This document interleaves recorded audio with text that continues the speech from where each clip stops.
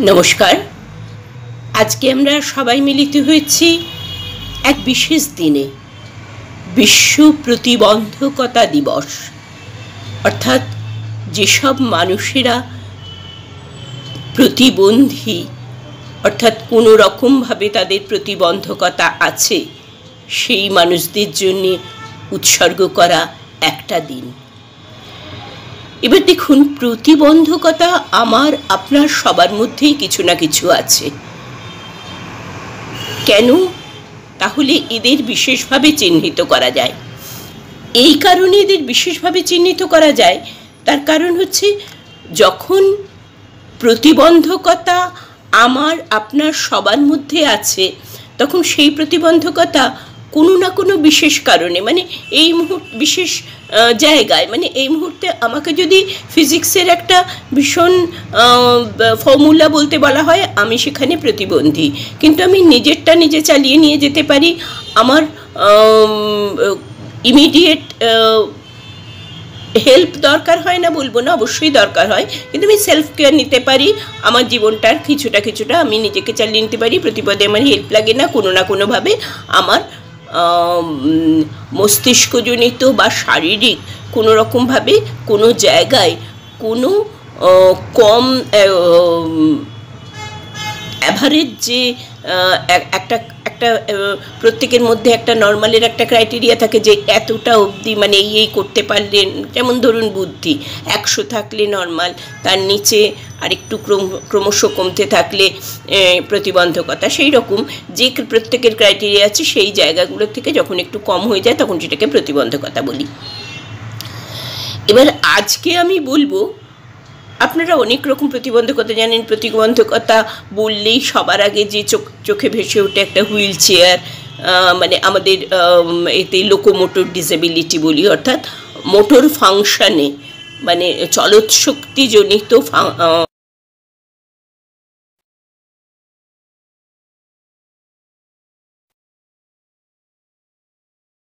শুনতে পান না, কানে শুনতে না পারার জন্যে তাদের কথাটাও ঠিক মতো বলতে পারেন না।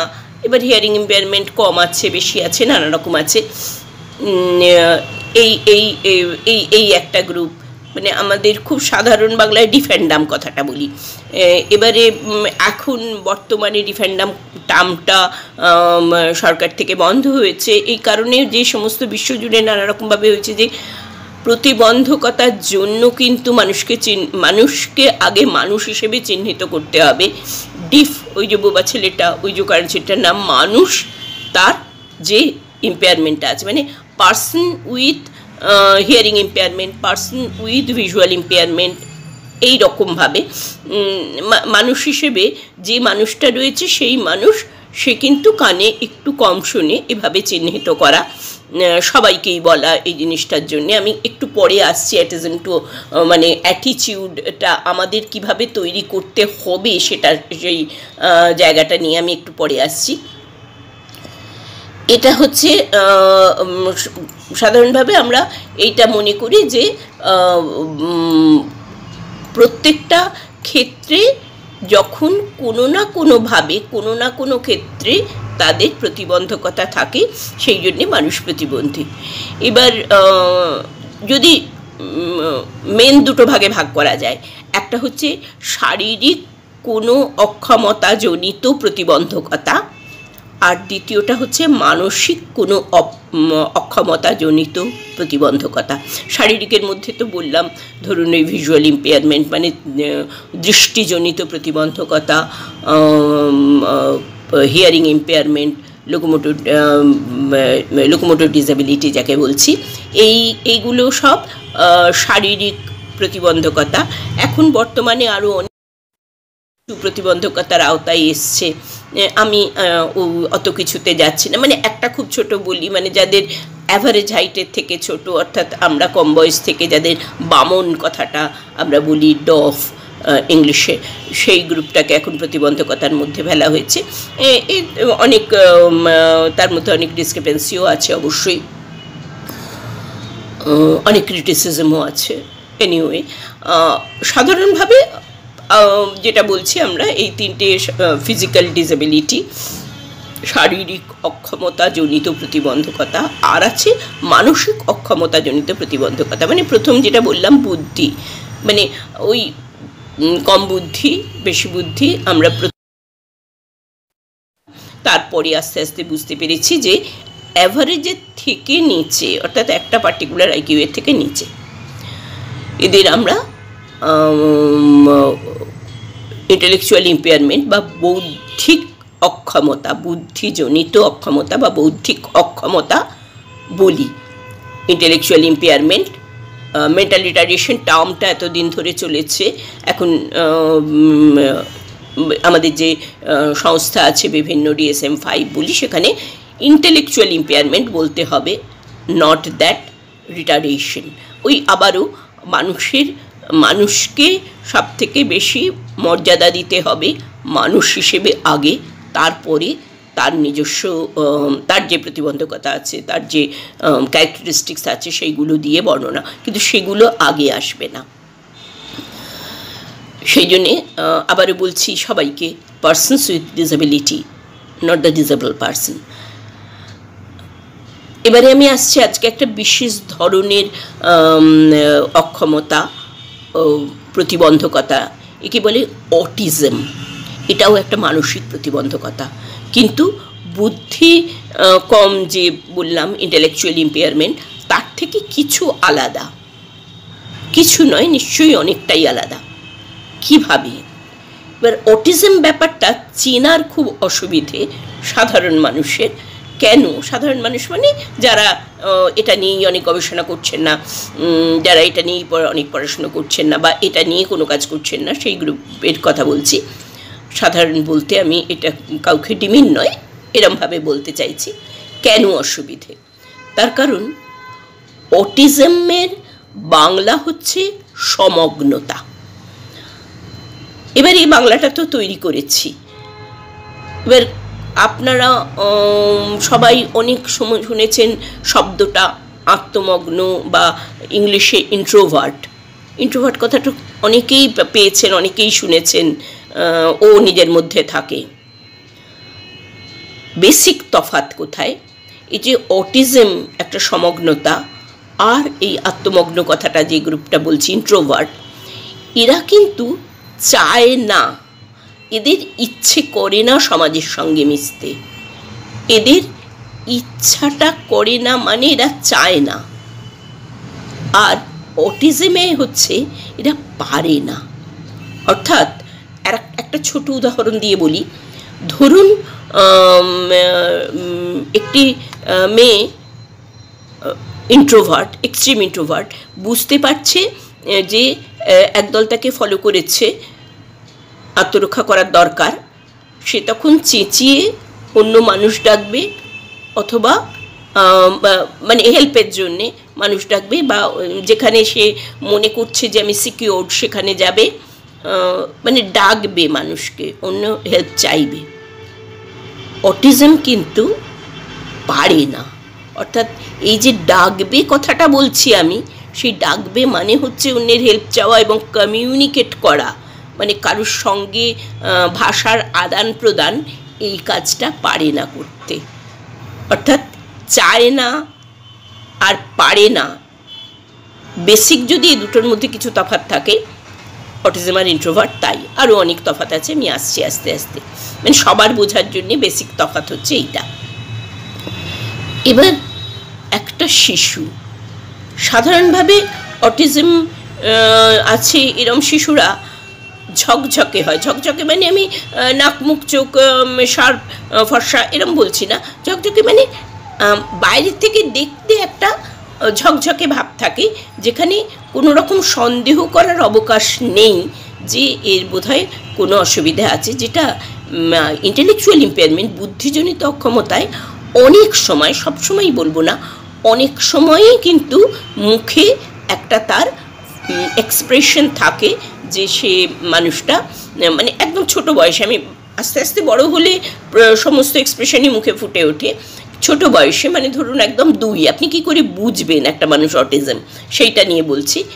এদের কিন্তু খুব সাধারণভাবে খুব শার্প ফিচার থাকে, অর্থাৎ ঝকঝকে চেহারা, বুঝতে পারছেন না, শারীরিক কোনো অসুবিধা নেই, ছুটোছুটি করে বেড়াচ্ছে, খেলে বেড়াচ্ছে, জিনিসটা নিচ্ছে, খুঁজে নিচ্ছে নিজের প্রয়োজন মতো, ইত্যাদি ইত্যাদি, সব রকমে অল্প স্বল্প কথাও বলছে, কিন্তু তবু আলাদা। কিসে আলাদা? প্রথম আলাদা হচ্ছে, আমরা আমাদের টার্মে বলি অ্যালোন ইভেন উইথ আদার্স, সবার সঙ্গে থেকেও কিন্তু আলাদা। অর্থাৎ তাকে যখন একদল অন্য তার সমবয়সী বাচ্চার সঙ্গে ছেড়ে দেওয়া হচ্ছে, তখন কিন্তু সে তাদের মধ্যে রয়েছে, কিন্তু সে নিজের মতো। একটা বল নিয়ে ছুটোছুটি করে খেলছে, যেমন বাবা মাকে জিজ্ঞেস করলে বলে হ্যাঁ সবার সঙ্গে খেলে, কিন্তু খেলাটা আদান প্রদানের খেলা নয়, মানে তোকে দিলাম, ছুঁড়ে দিল, যেটা 2 বছর বয়স থেকে এসে যায়, বা লুকোচুরি খেলা, বা হাত ধরাধরি করে খেলা ইত্যাদি। তারা সবার মাঝে থেকেও কিন্তু একা। আমরা এই কথাটা বলি যে অনেকের মাঝে রয়েছে, কিন্তু আদান প্রদান জনিত খেলা খেলছে কি না, এটা হচ্ছে সবথেকে প্রথম ইম্পর্ট্যান্ট কথা, এইটা বোঝা। তারপরেরটা হচ্ছে তার খেলাটা কিন্তু একটু অন্যরকম, আনইউজুয়াল, মানে কোনো একটা বস্তু নিয়ে খেলছে যে খেলাটার মধ্যে কিন্তু কোনো মিনিং নেই। ধরুন চাল পেয়েছে, চাল নিয়ে বারবার ওঠাচ্ছে নামাচ্ছে, বালি পেয়েছে, বালিটা একবার তুলছে আর একবার ফেলছে, একবার তুলছে একবার ফেলছে, বা এরমভাবে মুঠো করে বালি ওপর থেকে ফেলছে, সেইটাই দেখছে, এই যে তোলা পড়া এটাই দেখছে। কোনো একটা ওই ব্লকসগুলো পাওয়া যায় এখন, সবাই খেলতে দেয় বাচ্চাদের, সেগুলো লম্বা করে সাজাচ্ছে, কিন্তু যে বিল্ডিং তৈরি করা বা এরকম নয়, লম্বা করে হয়তো উঁচুতে সাজালো কিংবা সোজা সাজালো। গাড়ি খেলা, গাড়ি নিয়ে গাড়ি খেলার থেকে বেশি গাড়িটা উল্টে চাকাটা ঘোরাচ্ছে, অর্থাৎ ওই চাকাটা ঘোরানো দেখাটা তার কাছে প্লেজেন্ট, তার কাছে ভালো লাগা। এইগুলোকে আমরা আনইউজুয়াল প্লে বলছি, অর্থাৎ তার খেলার ধরনটা কিন্তু সাধারণ বাচ্চার থেকে আলাদা।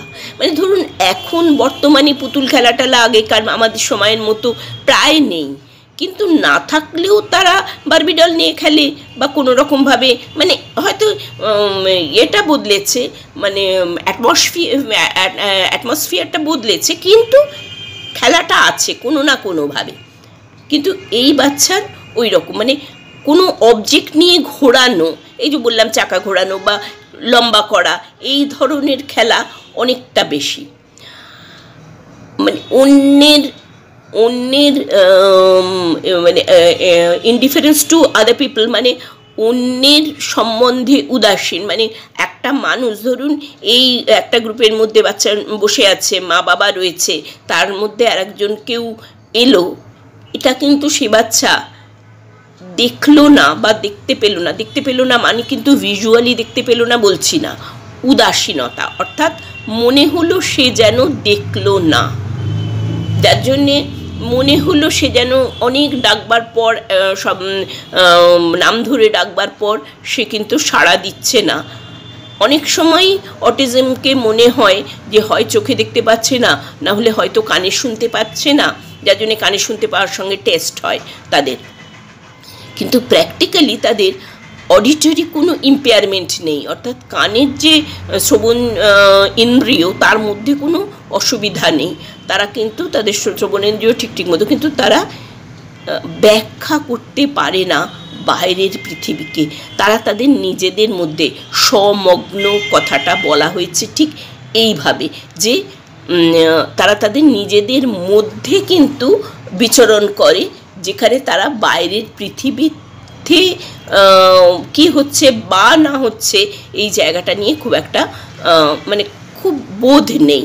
মানে ধরুন একটা খেলায় সে মগ্ন হয়ে রয়েছে, সেই সময় তার বাবা মা, ধরুন এরম হয় আমার চেম্বারে আসে, বাবা মাকে বললাম আস্তে আস্তে আপনারা চলে যান তো, আমি তো স্ট্রেঞ্জার, আমাকে সে কোনো দিন দেখেনি, একটা বাচ্চা ছেলে, বাবা মা চলে গেলে তো তার ইনসিকিউরিটি হবে, কিন্তু সে নিজের মনে খেলতেই লাগলো, টেরও পেল না বা বুঝতে পারলো না, অথবা ওই আর কি মানে কেয়ার করলো না যদি বলা হয়, যে বাবা মা চলে গেল। কখন তার বাবা মাকে প্রয়োজন পড়বে? যখন তার জল তেষ্টা পেয়েছে, তাও যদি জলটা সামনে থাকে সে কিন্তু বাবা মাকে চাইবে না। তারপরে বিশেষ নিড যেগুলো বাবা মা ফুলফিল করে, যেগুলো আমি করতে পারছি না, তখন কিন্তু হয়তো খোঁজ করবে। এবার মানে উদাসীন, অন্য লোক সম্বন্ধে উদাসীন। আর একটা সিমটম হচ্ছে নিজের নিডটাকে, অর্থাৎ নিজের বেসিক যে চাহিদা, যেটা আমরা জিজ্ঞেস করি দুই বছর, আমি বারবার বলছি 2-3 বছর বয়সে কি করে বুঝবেন? একদম ছোট বাচ্চা, ঝকঝকে বাচ্চা, ছুটে গেলে বেড়াচ্ছে, কোথাও কোনো প্রবলেম নেই, পড়ে গেলে উঠছে, সিঁড়ি দিয়ে উঠছে, কোনো অসুবিধে নেই। সেইখানে এইগুলো দেখতে হবে। নিজের নিডটাকে বোঝায় কি করে? নিজের নিডটাকে মানে বেসিক নিড কি আমাদের? খিদে, জল তেষ্টা, একদম। তারপরে হিসি পটি এগুলো বলে যে ও জলটা নিয়ে খেয়ে নিতে পারে, যেখানে জলের বোতল আছে ও নিজে নিয়ে গিয়ে খায়। আমি প্রশ্ন করি যে আচ্ছা, যেখানে ও জলটা দেখতে পাচ্ছে না, ও জলকে জল চেনে এবং এটা খেলে ওর যে পার্টিকুলার ফিলিংটা হচ্ছে, মানে থার্স্ট ফিলিং, সেইটাও বুঝতে পারছে, সেই জন্যে জলটা সামনে থাকলে জলটা নিয়ে খাচ্ছে। এবার যেখানে ও জলটা দেখতে পাচ্ছে না, মানে আমি এই ধরনের প্রশ্ন করি, আপনারা বুঝে নিন যে ধরুন আপনি লং ড্রাইভে যাচ্ছেন, যেখানে ও বাথরুমটা কোথায় আছে, বাথরুমটা বললেও বলে যেই তো নিজে চলে যায়, টয়লেট পেলে চলে যায়। যেখানে ও জানে না টয়লেটটা কোথায় আছে, যেখানে ও জলটা কোথায় আছে জানে না, কোনোভাবে কি কমিউনিকেট করতে পারবে আপনাকে যে আমার জল তেষ্টা পেয়েছে বা আমার খিদে পেয়েছে? মানে মা বাবা বেশিরভাগ সময় এরম বলেন যে আমরা তো ঠিক ঠিক সময় খাইয়ে দিই, অথবা কাঁদলে বুঝতে পারি, এই ধরনের কথা। অর্থাৎ কাঁদলে বুঝতে পারি মানে কি? বাচ্চার কান্নাটা মা বাবা নিজেরা ব্যাখ্যা করে নিচ্ছে যে ওটা খিদের কান্না, কিন্তু নাও তো হতে পারে। মানে অনেক সময় তো পেট ব্যথা করলেও কাঁদতে পারে, কিন্তু বাচ্চা মানে ধরুন একটা 6 মাসের বাচ্চা, ধরুন 6 বা তারও আগে 3-4 মাসের বাচ্চা, আমাদের যাদের বাচ্চা দেখার নিজেদের বাচ্চা আছে অথবা বাচ্চা দেখার অভিজ্ঞতা আছে, প্রত্যেকে জানেন ওই সময় যাদের কথা বলবার প্রশ্ন আসে না, সেরম সময় কান্না অনেক সময়ই কিন্তু মা মিসইন্টারপ্রিট করে কাঁদছে বলে খাইয়ে দিল এবং তারপরে বাচ্চা হুড়ুড় করে বমি করলো। অর্থাৎ তখন কিন্তু ওর খিদেটা পায়নি, ওর কান্নাটা বোধহয় পেট ব্যথা করছিল বা লাইক দ্যাট। এবার দেখুন এই যে কথাটা, তার মানে খিদেটা পেলে খাইয়ে দেয় বা খাবারটা নিলে খায় বা কান্না দেখে বুঝতে পারি, তার মানে হচ্ছে সে কমিউনিকেট করছে না, আপনি বুঝে নিলেন, আপনি বুঝে নিলেন যে বোধহয় ও খেতে চাইছে, এবং মা বলে আমি ঠিক বুঝে যাই। হতেই পারে মা ঠিক বুঝে যান, তাতেও কোনো আপত্তি নেই, মা হয়তো পেট ব্যথাটাও বুঝে যান। কিন্তু যখন আমরা কেন বলছি, যখন সে বাইরে যাবে, যখন মা থাকবে না, তখন অর্থাৎ বোঝাতে হবে কোনো না কোনোভাবে, এখানে একটা ইম্পেয়ারমেন্ট। এছাড়া ধরুন নানা রকম ট্যান্ট্রাম থাকে, ডিসরাপটিভ বিহেভিয়ার, ভাঙছে চুটছে, বুঝতে পারছে না, অসীম একটা ফিজিক্যালি মানে একটা সহ্য ক্ষমতা থাকে। পড়লে আমার সাধারণ প্রশ্ন থাকে, আচ্ছা ধূপধাপ, বাচ্চা তো হাঁটতে শেখার পর ধূপধাপ পড়ে টড়ে এরকম, বা এদিক ওদিকও পড়ে যায় খেলতে খেলতে, ও কি কাঁদে কম? হ্যাঁ একটু কাঁদে কম, ঝেড়ে টেড়ে উঠে আবার চলে যায়। অর্থাৎ এই পার্টিকুলার এই মানে আমরা বলি পেন সেন্সেশন, যেটা ব্যথার অনুভূতিটা কম থাকে অথবা প্রকাশে কম থাকে, কিছু একটা। অবশ্যই যখন প্রকাশে কম থাকে আমরা কম থাকেই বলি, ভেতরে ব্যথা পায় কি না তখনই তো ফিজিওলজিক্যাল এক্সাম করে দেখা হয় না, যার জন্য আমরা ব্যথার অনুভূতিটা কম থাকে। আর এবারে আসি আসল কথায়, যেখানে কমিউনিকেশন। প্রথম কথা হচ্ছে এইগুলো প্রত্যেকটা কোনোটা সে বলতে পারছে না বা কোনোভাবে বোঝাতে পারছে না। এর পরেরটা হচ্ছে এবার মানে পরের কথাটা, যে এই যে ডাকা, কোনো না কোনোভাবে ডাকা, মা বলে ডাকে কিনা, মা বাবা বলে, কিন্তু নিজের প্রয়োজনের সময় সম্বোধন করে ডাকা, সেটা কিন্তু এই বাচ্চার কম থাকে বা থাকে না। অর্থাৎ যখন এটা হচ্ছে ডাকটা হচ্ছে প্রথম কমিউনিকেশন, যাকে চেনেন না এই বলে ডাকছেন, যাকে চেনেন তার নামটা ধরে ডাকছেন, সম্পর্ক থাকলে সেই সম্বোধনে ডাকছেন, কিছু না হলে এই বলে ডাকছেন, ভার্বালি নন ভার্বালি। এখানে কিন্তু তাদের এই কমিউনিকেশনটা থাকে না। প্রয়োজন হলে মার কাছে দৌড়ে আসছে, কিন্তু শুরু করছে না বলার। আপনার কথা বলা, বলবেন বাচ্চা কথা বলে, কিন্তু কথা বলে না তা নয়। হ্যাঁ, কিরম কথা বলে বলুন তো? আপনি যেটা বললেন সেটা রিপিট করে। আপনার কথাটা, মা বলো তো, মা বলো তো, মা মা, অর্থাৎ আপনার কথাটা রিপিট করে। আমরা বলি echo word in a meaningless way, তার কাছে কিন্তু মিনিং নেই, ওয়ার্ড ইকো করছে মিনিংলেস ওয়ে। এইটা হচ্ছে ইম্পর্টেন্ট টার্ম। পয়েন্ট করতে পারে না। কেন পয়েন্ট করতে পারে না? এই পাখাটা দেখাও, ওই তো, এটা পারছে না। তার কারণটা হচ্ছে আই গেজ, আই কন্ট্যাক্ট তারা করতে পারে না। মানে আই টু আই যে কন্ট্যাক্ট, এই কন্ট্যাক্টটা তারা করতে পারে না। কথা বলে, কিন্তু হয়তো বলছে, কোনো রকম ডাকছে, সাড়া দিচ্ছে, সব রকম করছে, অল্প স্বল্প কাজ করছে, কিন্তু সরাসরি চোখের দিকে চোখে তাকিয়ে নয়। একদম ছোটোর কথা বলছি, তাকিয়ে নয়। এবার এই যে তাকিয়ে নয়, এর ফলে হচ্ছে কি, তারা অন্য অবজেক্টের সঙ্গেও, এর ফলে নয়, এটা একটা পয়েন্ট, চোখের অন্য সব অবজেক্টের সঙ্গে, মানে অন্য বস্তুর সঙ্গেও কিন্তু আইটা, মানে আই গেজটা হয় না, মানে সেইটার দিকে চাইতে পারে না। মানে কোনো কিছু যখন চাইছে, সেইটা তার নিজের খেলার জিনিস, ওই কন্টিনিউয়াস সেদিকে চেয়ে আছে একরকম, কিন্তু আপনি বলছেন এবং সেই অবজেক্টের সঙ্গে চোখে চোখ মেলে যে কাজটা করা, সেইটা কিন্তু সে করতে পারছে না। এবার সেটা করতে পারছে না মানে হচ্ছে, ওই জন্যেই ফিঙ্গারিংয়ের জন্যে মধ্যে যে অবজেক্টের সঙ্গে আমার নিজের কন্ট্যাক্ট, বডি কন্ট্যাক্ট, এইটা আছে। মানে ধরুন এখানে পাখাটা দেখা যাচ্ছে, এই রকমভাবে পাখা কই, এটা মানে হচ্ছে ওই পাখাটার সঙ্গে আমার চোখের একটা কন্ট্যাক্ট হচ্ছে, মানে গেজটা হচ্ছে সেখানে, সেটাকে আঙুল দিয়ে দেখানো। ওরা পয়েন্ট আউট করতে পারছে না, ফিঙ্গার আউট করতে পারছে না, ফিঙ্গারিং করতে পারছে না। ফিঙ্গার আউট টার্মটা আউট, অন্য টার্ম, ফিঙ্গারিং করতে পারছে না। আর অকারণ, যেহেতু কারণটা বোঝাতে পারছে না, সেই জন্যেই অকারণ অ্যাংশাস হয়ে যাচ্ছে। আমরা বলছি অকারণ, সে বোঝাতে পারছে না বলে অকারণ। কোন হাসছে কিন্তু আপনি বুঝতে পারছেন না কারণটা কি, তখন আমরা বলছি অকারণে হাসি, অকারণে কান্না। হয়তো তার কাছে কিছু কারণ আছে, কোনো না কোনোভাবে সে আনন্দ পেয়েছে, হতেও পারে, কিন্তু সোশ্যালি অ্যাপ্রুভড কারণ, মানে সবাই যেটা বুঝতে পারছে, মানে আমরা বলি নো অ্যাপারেন্ট রিজন, মানে অ্যাপারেন্টলি চোখের সামনে দেখা যাচ্ছে না তার ঠিক পার্টিকুলার কারণটা, যে কেন কাঁদছে, কেন হাসছে, এরকম অনেক সময় হয়।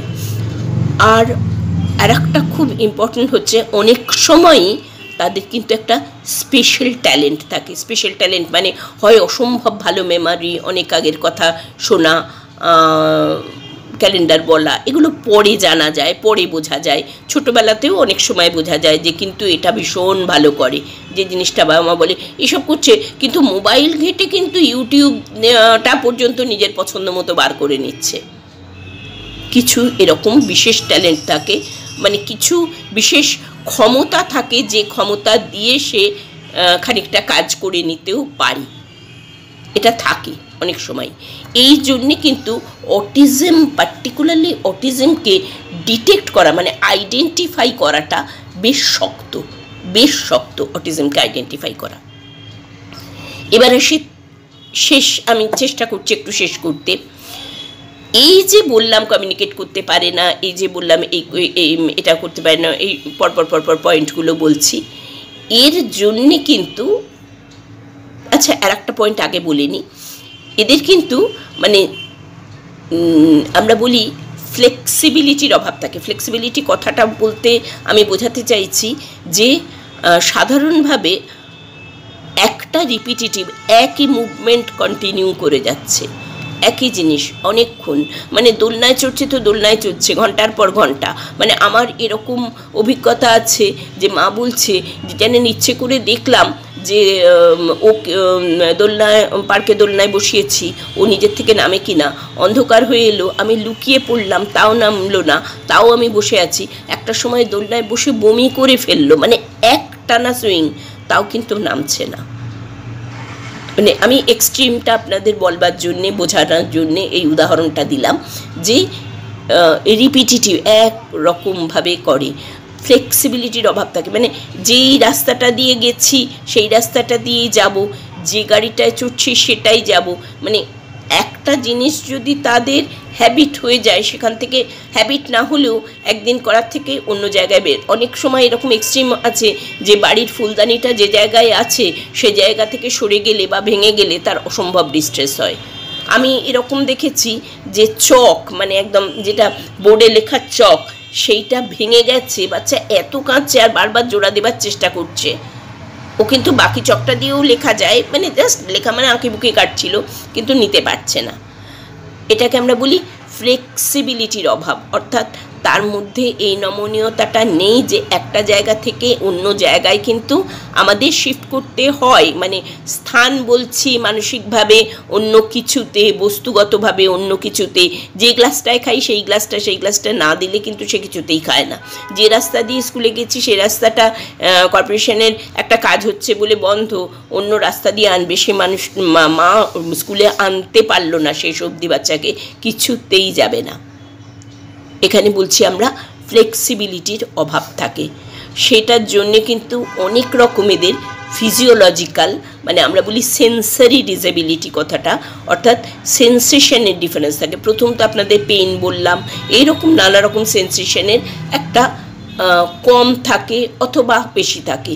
ভীষণ মানে একটু আওয়াজ তাদের কাছে ভীষণ বেশি মনে হয়, আবার অনেক বেশি আওয়াজেও তারা শুনতে পাচ্ছে না বলে মনে হয়।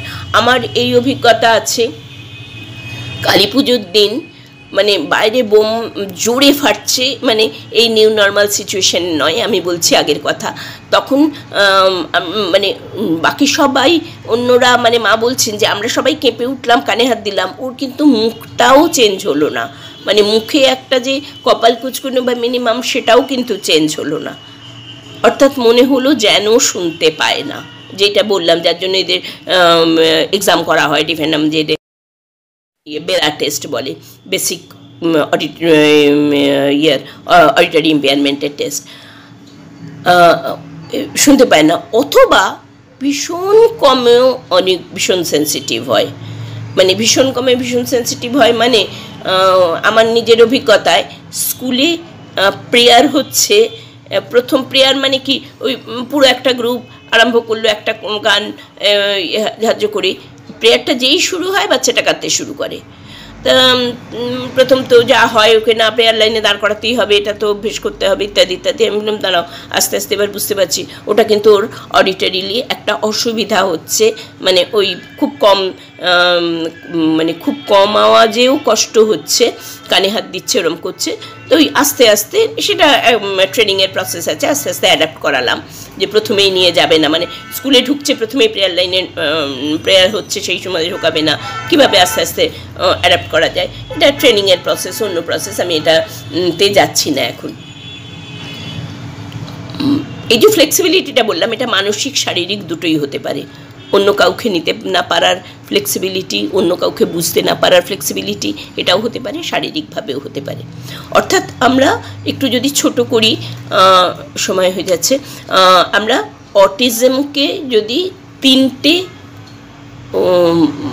মেন মানে প্রাইমারি ইম্পেয়ারমেন্টে বলি আমরা। আচ্ছা, আর একটা খুব ছোট কথা বলি, একদম ছোট, একেবারে ছোট, সেখানে আপনি কয়েকটা সিমটম বলে দিচ্ছি সবাইকে, একটু ভাবুন। মানে আমরা বলি ডাজ নট বাবল, আমি বলে দিয়েছি, তার মধ্যেও বলছি, ডাজ নট বাবল করছে না, পয়েন্ট করছে না, মিনিংফুল জেস্চার করছে না। আপনি মুখের কথা ছেড়ে দিলেও মিনিংফুল জেস্চার, ওইটা খাবো, জল খাবো, মিনিংফুল জেস্চার করছে না, 16 মানে 1 বছরের মধ্যে করছে না, 1 বছর 3 মাসের মধ্যে কথা আসছে না, বা কথা বলছে কিন্তু মিনিংফুল নয়। আর একটা খুব ইম্পর্টেন্ট, আর ওই রেসপন্ড টু নেম, ডাকলে সাড়া দেয় কিনা, ভীষণ ভীষণ ইম্পর্ট্যান্ট। ডাকলে সাড়া দেয় কিনা, অনেকে মা বলেন হ্যাঁ আমি ডাকলে আসে, ওটা কিন্তু ভয়েস রেকগনিশন, নেম রিকগনিশন নয়। নেম রিকগনিশন মানে যে কেউ ডাকলেই কিন্তু সে পিছন ফিরে চাইবে। হ্যাঁ, আমি জিজ্ঞেস করি আপনি নিজে কি বলে ডাকেন, আপনি নিকনেমটা বলুন। তা মা বললো যে বাবান বলে ডাকি। আমি ও যখন একটু অন্যমনস্ক সেই অবস্থায় বাবান বললাম, ও কিন্তু চেয়ে দেখলো না কাউকে। আপনি নিজে ভাবুন, আপনার নিজের নামটা যদি ভিড়ের মধ্যখানে কেউ ডাকে এবং সেই ডাকটা যদি আপনাকে সত্যিই না ডাকে, কিন্তু নেম রিকগনিশন এমন জিনিস আপনি পিছন ফিরে চাইবেন যে এটা আপনাকে ডাকছে কিনা। আর একটা খুব ইম্পর্টেন্ট পয়েন্ট আছে, কোনো সময় এই এদের ল্যাঙ্গুয়েজ তৈরিও হয় ঠিক মতো, অ্যান্সার করছে সবই, কিন্তু আস্তে আস্তে কমতে থাকে। অর্থাৎ এটা লুজেস, আমরা বলি লুজেস ল্যাঙ্গুয়েজ অ্যান্ড স্পিচ। আমাদের ল্যাঙ্গুয়েজে মানে সাইকোলজিস্টের ল্যাঙ্গুয়েজে বলি রিগ্রেসিভ টাইপ, অর্থাৎ তৈরি হলো কিন্তু আস্তে আস্তে কমতে থাকলো। অর্থাৎ 2 বছর অবধি আপনি দেখছেন সমস্ত কথা বলছে, সবই করছে, অন্য কয়েকটা জিনিস আমি যেগুলো বললাম সেগুলো কিন্তু থাকে, কিন্তু কথাটাও ঠিক বলে, মা বলেও ডাকে, কিন্তু আস্তে আস্তে ব্যাপারটা কমতে থাকে। মিনিংফুল ওয়ার্ডের জায়গায় কিন্তু রিপিটিশন এক্সেট্রা আস্তে আস্তে কমতে থাকছে। এটাকে আমরা বলি লুজেস ল্যাঙ্গুয়েজ, একে রিগ্রেসিভ টাইপ বলা হয়। এই কিছু সিমটম বললাম, সব মিলিয়ে 3টে জিনিসের সংমিশ্রণ হচ্ছে অটিজম। একটা হচ্ছে সোশ্যালাইজেশন থাকে না। সোশ্যালাইজেশন থাকে না কথাটার মানে হচ্ছে তারা সোশ্যাল ইম্পেয়ারমেন্ট, অর্থাৎ তারা সমাজ সম্বন্ধে উদাসীন। ওই যে বললাম কেউ এলে কেয়ার করছে না, মা চলে গেলেও কিন্তু কেয়ার করছে না, ইমোশনালিও তাদের কিন্তু শুধু প্রয়োজনে মাকে চাই, নিজের ডিরেক্ট ফিজিক্যাল নিডটাতে, কিন্তু আদারওয়াইজ মা চলে গেলেও কিন্তু কেয়ার করছে না, সমাজে মিশতে পারছে না, অন্য বাচ্চাদের সঙ্গে মিলেমিশে খেলতে পারছে না। আবারও বলছি, খেলা মানে তাদের সঙ্গে থাকা না, alone even with others, the first term, যে সবার মাঝে থেকেও একা, সোশ্যাল ইম্পেয়ারমেন্ট। কমিউনিকেশন এতক্ষণ ধরে বোঝালাম যে কমিউনিকেট করতে পারছে না, না ভার্বালি না নন ভার্বালি। অনেক সময় 2 বছরের পরও স্পিচ আসে, 3 বছরের পরও স্পিচ আসে, কিন্তু সে নন ভার্বালি বলতে পারে। এটা কিন্তু অনেক সময় বলে অনেকে, আরে আমার মেয়েও তো কত দেরিতে কথা শিখেছে, ও ভাবিস না, না কিন্তু নন ভার্বালি সে বলতে পারবে, মা জল খাবো এরম করে, অর্থাৎ খিদে পেয়েছে, এগুলো কিন্তু নন ভার্বাল কমিউনিকেশন। বাচ্চা কিন্তু কমিউনিকেশনই করতে পারছে না, ভার্বাল বা নন ভার্বাল, মনে রাখবেন কথাটা। আর রেস্ট্রিক্টেড, যেটা বললাম যে ফ্লেক্সিবিলিটির অভাব থাকে, একটা ইন্টারেস্ট কম, কোনো জায়গায় সে ফ্লেক্সিবল নয়, অন্য জায়গায় মিশতে পারছে না। একটা জিনিস চেঞ্জ হলে, চেঞ্জ ইজ মানে আমাদের টার্মে আমরা বলি change is not the spice of their life, অর্থাৎ চেঞ্জটাকে নিতে পারে না, কোনো না কোনোভাবে যখন চেঞ্জ হচ্ছে সেইটাকে নিতে পারে না, অর্থাৎ ফ্লেক্সিবিলিটির অভাব থাকে। এই 3 মিলিয়েই অটিজম। অটিজমের সঙ্গে যেটা বললাম ইন্ট্রোভার্সনে এই তফাৎটা থাকে।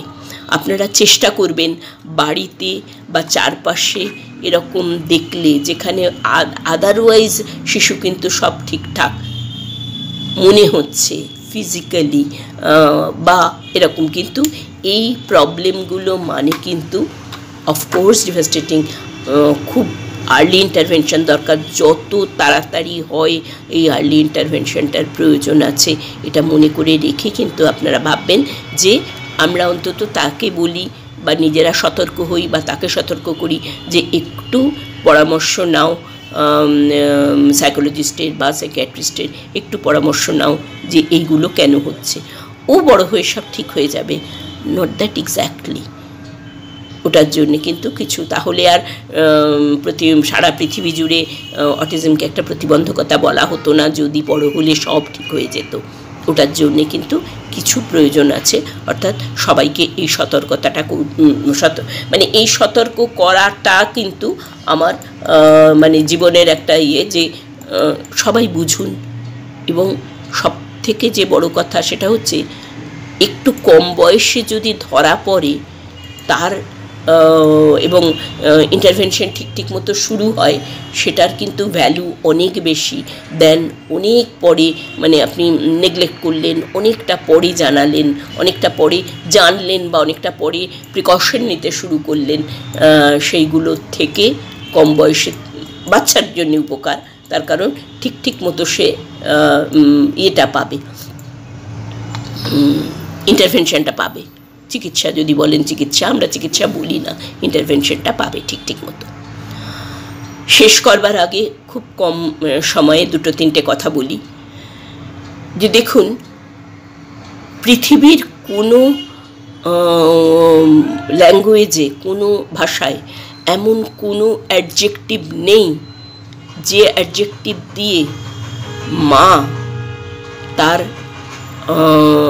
সন্তান ডিসেবলড তার দুঃখটা বর্ণনা করা যায়।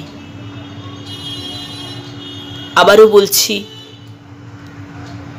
এটার জন্যে আমাদের কিন্তু প্রয়োজন আছে, প্রথম হচ্ছে পার্টিকুলারলি অটিজমে তো অ্যাকসেপ্ট করতেই অসুবিধে হয় যেহেতু ডিনায়াল থাকে। বাকি ফিজিক্যাল ডিসেবিলিটিতে কিন্তু ডিনায়ালটা থাকে না, তখন পরিষ্কার বোঝা যাচ্ছে ডাক্তার প্রেসক্রাইব করে দিয়েছে, না ও শুনতে পায় না, না চোখ পায়ের অসুবিধে আছে, এক্সেট্রা। অটিজমে কিন্তু পার্টিকুলারলি এই অসুবিধাটা থাকে, সেরে যাবে তো বারবার বলি, কিন্তু একটা প্রতিবন্ধকতা।